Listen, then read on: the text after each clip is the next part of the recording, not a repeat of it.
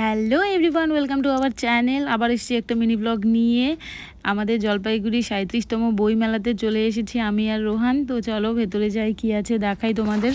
তো প্রথমে ঢুকেই দেখো কত বড় একটা স্টেজ বানিয়েছে, এখানে সব কালচারাল প্রোগ্রাম হচ্ছে। আর আমি দেখে নিচ্ছি কতগুলো স্টল রয়েছে এবারের বই মেলায়। ঘুরতে ঘুরতে চলে এসেছি একটা বইয়ের দোকানে, বই দেখে নিচ্ছি। এই দেখো আবোল তাবোল বইটা দেখছিলাম অনেক দিন পর, বেশ ভালো লাগে আমার দেখতে, দেখলেই ছোটোবেলার কথা মনে পড়ে। আবার চলে এলাম আরেকটা বইয়ের দোকানে, এখানে বেশ ভালো ভালো কালেকশন ছিল, এখানে দেখছিলাম নেকলেসটা। আর এদিকে রোহানও দেখছিল কিছু, ওরও ভালো লাগছিল বেশ। এবার আমরা কিনে নিলাম একটা বই। এবার খাবার পালা, খাওয়া দাওয়ার সেকশানে চলে এলাম।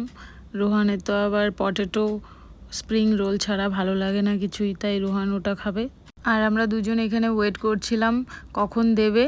আর দেওয়ার সাথে সাথে ও খাওয়ার আগে আমি খাওয়া শুরু করে দিলাম, এত ক্রিস্পি লাগছিল দেখে। আর আমি আর লোভ সামলাতে পারিনি, তাই দেখো আমি আগে আগে খাচ্ছি, রোহানকে একটুখানি দিয়েছিলাম লাস্টে। আর তারপর আমরা চলে এসেছি চুরমুর চাট খেতে। পেয়ে গেলাম চুরমুর চাট, দারুণ খেতে, আমার তো খুব ভালো লাগছিল, অনেক দিন পর খাচ্ছিলাম। আর আমি খেতে খেতে এদিকে আবার আরেকটা রোহান অর্ডার করে দিয়েছিল, এই ফুচকা, মিষ্টি ফুচকা, দারুণ লাগছিল খেতে, কি ক্রিস্পি ছিল, দারুণ ছিল আজকে। আর আমি একটু রোহানকে খাইয়ে দিলাম। আর এইদিকে এরপর চলে এলো কফি, ঠান্ডার মধ্যে কফি না হলে জমে না, তো তাই কফি খেয়ে নিলাম।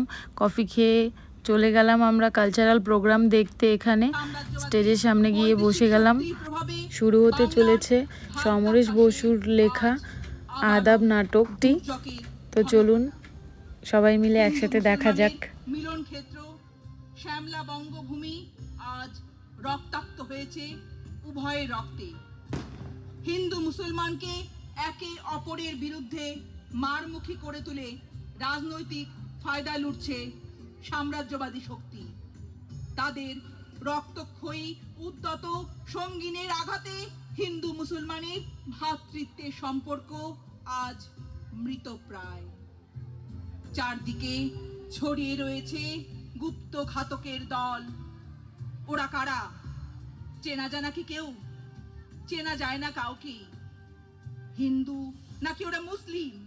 এই প্রশ্নের উত্তর দেবে কে? নাটকটির মাধ্যমে সাম্প্রদায়িক ঐক্যের বার্তা দেয়া হলো।